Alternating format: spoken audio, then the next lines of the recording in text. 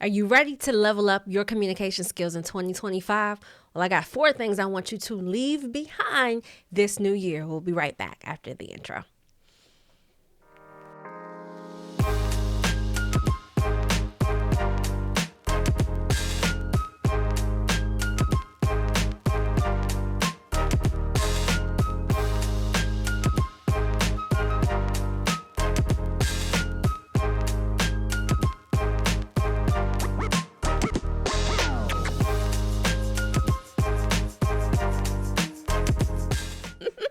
Hey family, I'm Linnita Hosten, and I have the privilege of giving people or helping them with the skill set and the tools to become better communicators at work, at home, and with themselves. And I have this weekly podcast to give you all those tools practically wherever you are across the world. If you're watching this, let me know that you're here by typing in the city that you're watching from. It just, it keeps me interested and invested knowing that our viewers, knowing where they're watching from. Today, I want to leave you with 4 things. Now, hear he. Clarity and communication will always be king. Kind of like on social media, content is king. Well, in communication, clarity is king. Brevity is queen. And all of the small nuances that play a part support clarity and brevity. There are 4 things that I want us to leave behind in 2024, and I want to walk through them today. Before I do so, I want to remind you that I have a free online community. You can join it called growmyspeakingskills.com, where you can register for the community. It's called Emerging. There's no gimmick here. We meet weekly to perfect some of the communication skills that you are working on. If you have an upcoming project, it's a great place to get into the practice seat so that you can practice that. If you're interested in working together, you can also bring me in to speak with your organizations. We cover the host from private, public, government, and education sectors as it relates to communication and leadership. So I just wanted to throw that in there. So let's get to these 4 habits that I want us to leave behind in the new year. Here's the first one: laughing. Now, I'm not saying laughing because something is amusing to you or something you heard, erupted a sense of humor in you. I'm referring to the laughter that we do when we make an oral mistake. So when we're saying something and we realize, oh, that didn't come out the way that I would like it to, there's a response that some people have, which is to laugh. And this is I think it's in response to a self-consciousness we have about our communication style that we're still polishing. And sometimes I feel like the laughter diminishes our authority. Instead of laughing, all you simply need to do is acknowledge that you made the mistake and move on. This allows your listener to get a sense that you have a sense of composure and you're able to own the room. There's a level of authority that you have. So when I make an oral mistake, I'll come back and clean it up. I'll say, well, what I meant to say was, and I do it a lot in this podcast, but I never laugh. I clarify or acknowledge the mistake and I move forward. So I want you to be looking at other communicators that you admire, how they overcome a mistake, an oral mistake that they make. You will notice that they don't laugh. They fix the mistake, acknowledge it, and then they move on. And sometimes we're laughing because of nervousness. That laughter is a sense to ease our own tension and sometimes insecurity. What I'm saying is in 2025, we're not laughing. We're not laughing. We're acknowledging and moving forward. How about that? All right, here's the second thing I want us to leave in 2024 are these filler words. And so, because in my opinion, I feel that just throw them away, okay? Direct communication is king. When you are saying something verbally, you're already acknowledging that it's your thought. Thought leaders do not say, in my opinion. When they speak, it is assumed that is your opinion. You can say, in my experience, what I've observed.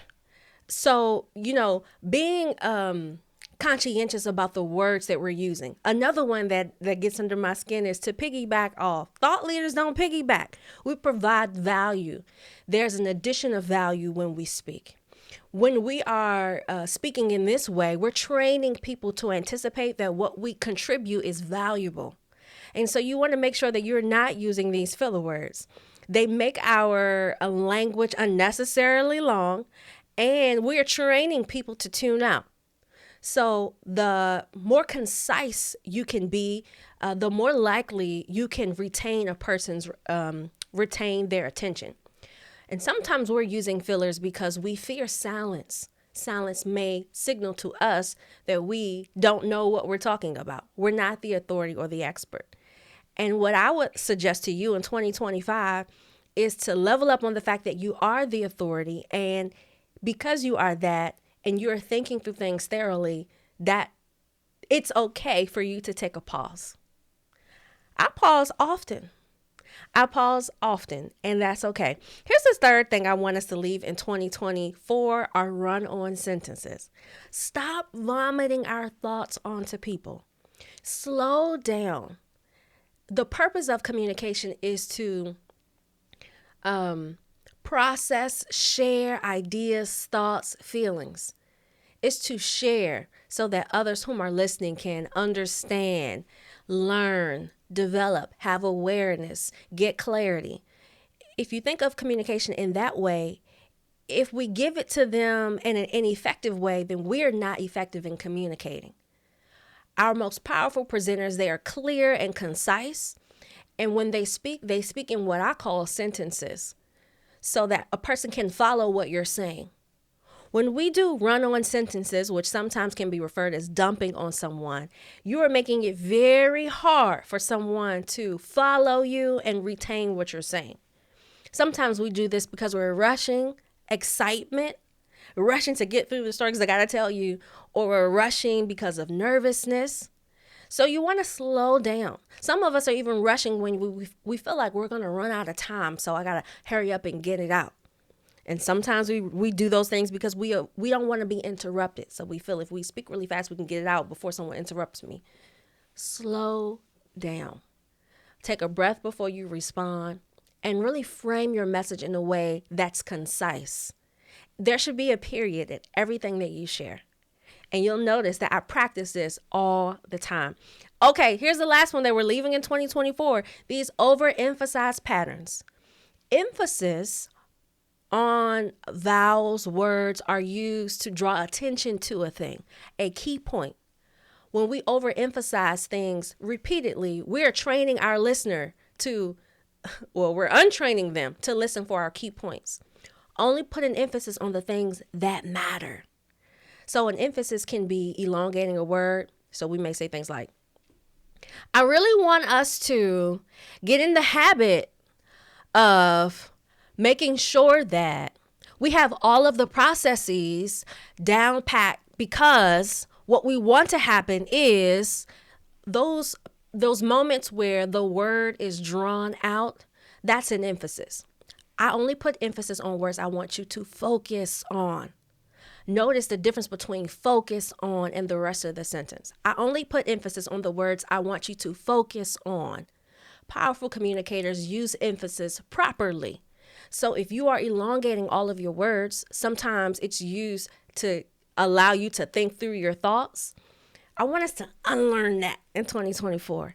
Unlearn that overemphasis so you can train those to listen to your key points. What points are we training for? The key points. And these are very small things, but I want us to be conscientious about this. You also have a very natural tone in which you speak. So some of us are just naturally, I call them dramatic pauses, dramatic emphasis. That's who you are naturally. I'm not interested in changing that, but what I would challenge you is to listen to yourself audibly.